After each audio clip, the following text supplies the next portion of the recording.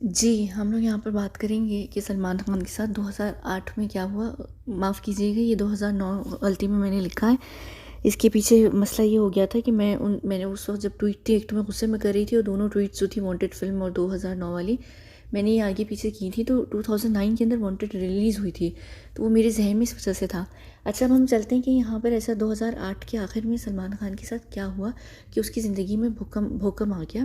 ठीक है, यहाँ पर मैंने कल जो है अच्छा, मेरा मूड नहीं सही, मेरा मूड बहुत शदीद ख़राब है आज। तो पता नहीं, देखिए कैसे करते हैं ये वीडियो। मैंने कल यहाँ पर एक वीडियो की थी जिसमें मैंने बात की थी कि 2008 के मिड में जुलाई में जो उसकी बर्थडे आती है कटरीना कैफ की, उसकी जो एक बर्थडे पार्टी थी उसमें सलमान और शाहरुख का झगड़ा हुआ था।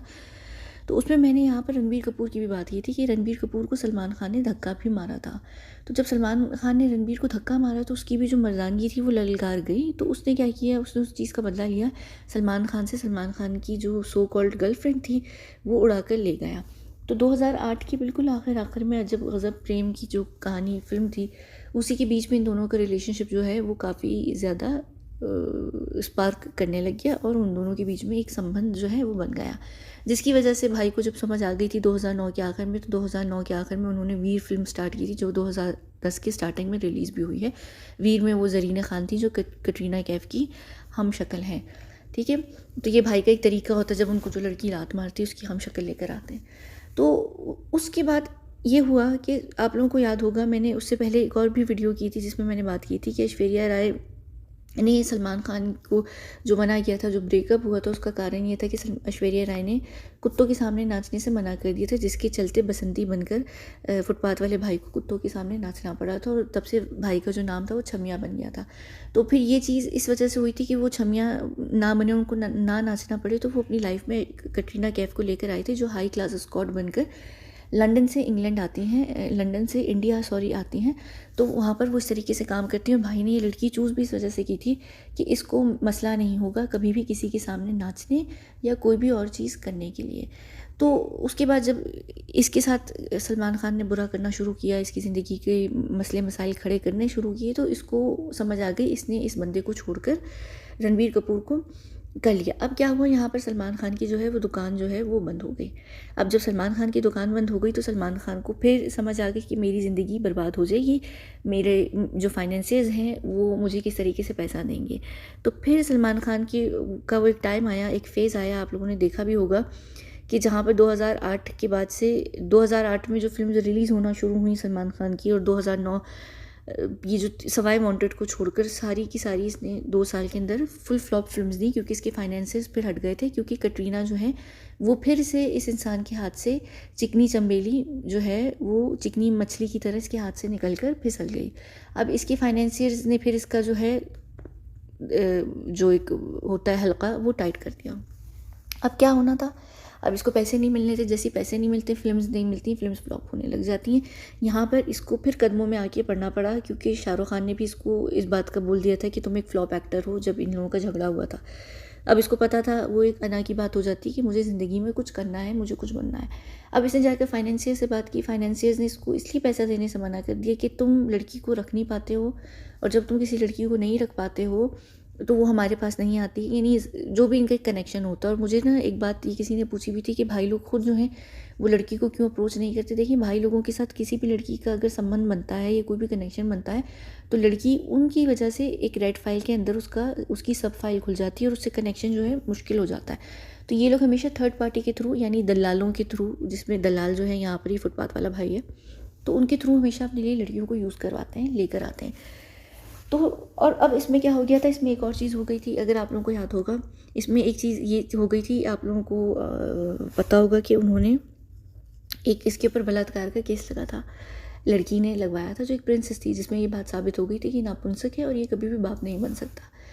अब ये बात भी थी, साथ में इसकी कैरेक्टर के ऊपर ये बात भी थी, फाइनेंसर्स भी इसके हट गए थे क्योंकि कटरीना भी निकल कर चली गई थी, इसकी ज़िंदगी जो है वो बिल्कुल हो गई थी। इसने फिर से जाकर भीख मांगना शुरू की। इसने कहा कि मेरी जो ज़िंदगी है उसको संभाल लो, मैं एक फ्लॉप एक्टर नहीं रहना चाहता, क्योंकि फ्लॉप फेज़ इसका स्टार्ट हो गया था और वो ऐसे ही चलता, ये बड़े बुरे तरीके से फ्लॉप फेज़ में ही रहता।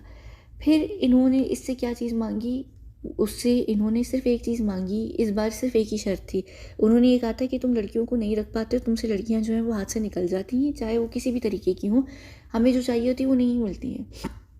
अब यहाँ पर ये बात भी निकल कर आ चुकी थी, सॉरी, यहाँ पर ये बात भी निकल कर आ चुकी थी कि ये बंदा नापुंसक है, ये बाप बनने के काबिल भी नहीं है। तो दो चीज़ें इसके अगेंस्ट जा रही थी। जब ये दोनों चीज़ें इसके अगेंस्ट जा रही थी और इनको ये पता था कि ये ऑलरेडी हमारे इशारों पे नाचने वाली छमियाँ भी है और ये लड़कियाँ कभी भी लाकर हमें मुस्तकिल तौर पर नहीं दे सकता, इससे जब भी करो इसके पास बहाना आता है, तो इन्होंने क्या किया, इन्होंने सिर्फ इसके साथ एक ही चीज़ की, और वो ये थी कि इसकी पीछे से इन्होंने लेना लिटरली शुरू कर दिया। क्योंकि जो बड़े बड़े लोग होते हैं ना, इनके बड़े बड़े टाइप के अजीब अजीब से शौक़ होते हैं, ये होते हैं, आप लोगों को नहीं अंदाज़ा। ये बड़े बड़े जो सेलिब्रिटीज़ भी होते हैं ना, ये लिटरली अपना पीछे का पिछवाड़ा खोल कर देते हैं और कहते हैं लो मारो हमारी, ये चीज़ होती है, इनके शौक़ होते हैं। और ये और ज़्यादा करते हैं, ये जो बड़े बड़े सैडिस्ट किस्म के लोग होते हैं, ये और ज़्यादा ऐसे मर्द की मर्दानगी को ललकारते हैं। क्योंकि जो सलमान है ना, वो एक बड़ा मर्द टाइप का मर्द है, तो उसकी मर्दानगी वहाँ पर हिट हुई जब उसको पता चला कि वो नापुंसक है, वो बाप नहीं बन सकता। तो एक उसकी मर्दानगी को वहाँ पर बहुत बड़ा वार लगा। दूसरा, जब उसकी ज़िंदगी में उसके हाथ में कोई बैठ नहीं रहा, कुछ भी नहीं हो रहा, अब इन्होंने इसको सज़ा देनी थी ना, तो इनको पता था कि हम इसकी मर्दानगी पे वार करेंगे। ये एक ऐसा बंदा जैसे संजय दत्त हो गया या सलमान खान हो गए, ये बड़े बड़े जो लोग हैं जिनके अंदर जो एक पूरे अल्फ़ा मैन है। चलिए शाहरुख को हम देखेंगे, शाहिद को देखेंगे, हमें होगा, इवन ऋतिक रोशन को भी आप देख लें तो आपको लगेगा कि हाँ यार, ये बंदा एक्सपेरिमेंट कर सकता है, ये लोग इतने क्लोज ऑफ नहीं हैं चीज़ों को लेकर। जहाँ लेकिन संजय दत्त है, ये सलमान खान है, ये बिल्कुल अल्फ़ा मैन टाइप के लोग हैं। यानी आप इनको सोच भी नहीं सकते कि ये शौक़ के लिए भी ऐसा कोई शौक़ पालेंगे पीछे से करने का। जैसे शाहरुख के तो नाम आते रहते हैं करण जौहर के साथ, और ये सच भी है खैर, लेकिन सलमान के लिए ये एक उसकी अना की भी बात थी, और उसके लिए और अना बन गई थी जब से उसकी बात निकल कर आई थी कि वो नापुंसक है। तो वो उसको और हो गया था कि मैं इस तरीके की किसी भी एक्टिविटी में इंडल्ज ही ना करूँ अपने आप को, किसी भी चक्कर में, कि वो एक इंसान की साइकोलॉजी होती है ना, उसको टीस पड़ती है। तो उन्होंने उसकी उसी जगह पर, उसी कहते हैं ना दुखती रग पर हाथ मारा। वो जैसे नीचे से बॉल्स होती हैं ना, उनको पकड़ कर दबोच डालो, उन्होंने एग्जैक्टली यही काम किया कि एक बंदा जो ऑलरेडी नापुंसक हो चुका है, उसको उस चीज़ का एहसास दिलाओ। तो उन्होंने उसको इसी चीज़ की इनविटेशन दिया और उन्होंने उसकी लेना शुरू कर दी। ये काफ़ी अरसे तक ये चीज़ चली है, काफ़ी अरसे तक ये चीज़ चली है।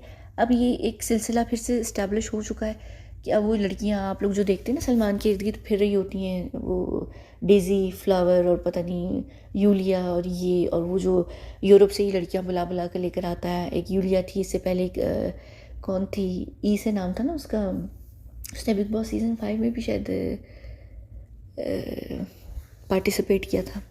ये जो भी और लड़कियां होती हैं ना जो इसके इर्द गिर्द फिर रही होती हैं, फिर ये भाई साहब जो अपने घर में मिस वर्ल्ड और मिस यूनिवर्स की एक पार्टीज़ करते हैं, भाई के घर में प्रॉपर एक रंडीपन चलता है, रंडी खाना खुला हुआ है, तो वो ये इसीलिए चलती हैं कि अब भाई के घर में जितनी बड़ी बड़ी miss world, miss universe, miss India, super models, ये लड़कियां जो कि एक्ट्रेसेस होती हैं जिन्होंने स्टार्ट किया हुआ होता है करियर, दिया मिर्ज़ा, ये जो फ्लॉप एक्ट्रेसेस भी होती हैं, ये भाई के रंडी खाने में आती हैं। वहाँ से भाई जो है उन स्पेशल जो हाई क्लास ये लड़कियाँ होती हैं, इनको हाई क्लास स्क्वाड बनाकर तो भेजता है। तो अब भाई ने इस तरीके से अपने पिछवाड़े को आहिस्ता आहिस्ता अपने पिछवाड़े को बचवाया है, लेकिन पहले बचवाया और अब बचवाया है। तो लड़कियां सप्लाई करके अब बचाना शुरू कर दिया। अब एक ये कॉन्टैक्ट चीज़ इस्टेब्लिश हो गई है कि अब ये चीज़ नहीं होगी, लेकिन बीच में ये एक टाइम था जिस वक्त भाई की उन्होंने प्रॉपर ली थी, भाई की प्रॉपर लगी थी, प्रॉपर बजी थी। अब भाई अगर चाहते तो फ्लॉप एक्टर के तौर पर अपने करियर को रखते और फ्लॉप हो जाते, कोई इतनी फ़िक्र की बात नहीं थी। लेकिन नहीं, भाई को तो चुल थी, क्योंकि भाई जो है वो चुलबुल पांडे हैं। और अगर चुलबुल पांडे की हम बात करें तो यहाँ पर दबंग जो है 2010 में सबसे पहली फिल्म थी एज अ प्रोड्यूसर जो अरबाज़ खान को मिली थी। वो इसी वजह से ही मिली थी कि भाई को भाई के लोगों ने फाइनेंस करना शुरू कर दिया था। समझ आई? भाई के भाई को भाई लोगों ने, यानी भाई कौन यहाँ पर? सलमान खान। भाई का भाई कौन? अरबाज़ खान। और भाई के भाई को भाई लोगों ने, वो भाई लोग जो कि अंडरवर्ल्ड की माफिया है, उन्होंने भाई के भाई को भाई लोगों ने फाइनेंस करना शुरू किया। वो पेमेंट इन काइंड होती है, वो कहते हैं कि तुम हमारी बातों को मानो, हम तुम्हें माला माल कर देंगे। वहाँ से फिर भाई के भाई को फाइनेंसेस मिलने लग गए। वो बैठे बैठे एक फ्लॉप एक्टर जो प्रोड्यूसर बन गया, उसने अपनी करियर की सबसे बेहतरीन फिल्म अपने ही भाई को लेकर प्रोड्यूस करने लग गया। साथ में भाई ने अपने सिनेमास खोलने की प्लानिंग, जिम इक्विपमेंट्स, इधर उधर सारे पैसे इधर उधर करना शुरू कर दिए। भाई जो है एक नाम फिर से बन गए, फिर से वो एक ब्रांड बन गए। तो ये जो आपको अपने आप को सस्टेन करना होता है, सस्टेन नहीं मेंटेन करना होता है ना, एक जगह पर, एक जगह पर जहाँ पर आए दिन खूबसूरत जवान लड़के आ रहे होते, लड़कियाँ आ रही होती, वहाँ पर अपना बेंचमार्क बना कर रखना, अपनी दहशत बना कर रखना, ये जो एक चीज़ होती है, ये इतनी आसानी से नहीं होती। इसके लिए आपको नाचना भी पड़ता है इशारों पर, आपको छमिया भी बनना पड़ता है, आपको आपको वो भी बनना पड़ता है जिसमें बेबी को बेस पसंद होती है। तो ये जो गाना था ना, जब ये गाना भी रिलीज़ हुआ है बेबी को बेस, ये एक्चुअली तभी हुआ है, बेबी को बेस वाला गाना उन्हीं दिनों रिलीज़ हुआ है जिन दिनों वो चीज़ इस्टेब्लिश हो गई थी कि बेबी का, ये वाली बेबी का जो बेस था वो बच गया था। और बेस का जो असल मतलब होता है, अगर आप लोगों को नहीं पता, तो बेस का एक मतलब होता है रेयर साइड जो होता है, नेदर रीजन्स जो हमारे होते हैं, बॉटम जिसे कहते हैं, तो ये उसको भी कहा जाता है। कोई भी ऐसी चीज़ जिस पे आपकी बॉडी जो है सपोर्ट करती है, तो हमारे जो बॉटम्स होते हैं उस पर हमारी पूरी बॉडी सपोर्ट करती है जब हम बैठते हैं। तो इस वजह से ये जो बेस था ये उसी वर्ड का मतलब था। इसकी कई सारी चीज़ों में आप देखेंगे, इसकी महरूमियाँ, इसकी नीम पागलपन, इसकी साइकोलॉजिकल इश्यूज़ जो हैं वो दर्शाए जाते हैं इसकी कई सारी चीज़ों में, जिनके ऊपर मैं आने वाले दिनों में कभी ज़रूर बात करूँगी। तो ये था बेबी और बेबी का बेस। और बेबी को बेस पसंद है, अभी भी है कि नहीं है, ये तो बेबी से जाकर आप पूछें। वो बेबी जो कि इंतहाई बुढ़ा बेबी है, अब तो उसकी हर चीज़ भी बड़ी हो गई होगी। ठीक है, तो ये बात थी, ये चीज़ हुई थी जो 2009 में हुई थी। हम इस वीडियो को यहाँ पर ख़त्म करते हैं। हम मिलते हैं अगली वीडियो में, जहाँ पर मैं 2 साइकोलॉजिकल चीज़ें इस नपुंसक इंसान से रिलेटेड बात करूँगी। 2 चीज़ें हैं जो उसकी जो पूरी पर्सनैलिटी है उसके अंदर बहुत प्रोमिनेंट है, आप लोगों ने नोटिस भी नहीं की होंगी, लेकिन उन साइकोलॉजिकल चीज़ों के पीछे क्या कारण है वो मैं आप लोगों को बताऊँगी अगली वीडियो में। ठीक है, चलिए हम बंद करते हैं यहाँ पर, मिलते हैं अगली वीडियो में। बहुत बहुत शुक्रिया।